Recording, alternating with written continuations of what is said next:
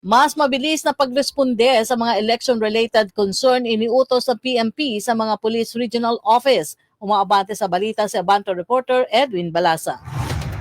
Nagbaba ng direktiba ang pamunuan ng Philippine National Police sa lahat ng Police Regional Public Information Office na agad tugunan ang mga election-related incidents ngayong paparating na eleksyon.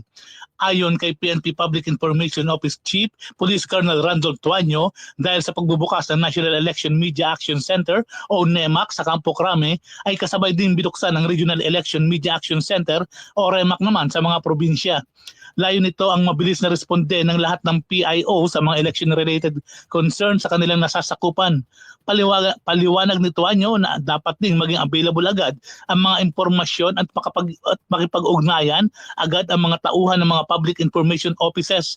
Maliban dito, pinagsusumiti din ng daily updates at media monitoring reports sa ang mga REMAC sa NEMAC sa National Headquarters. Bukod dito, pinaigting din ng PNP ang social media monitoring efforts para malabanan ang misinformation at disinformation alinsunod sa kautusan ni PNP Chief General Romel Francisco Marbil.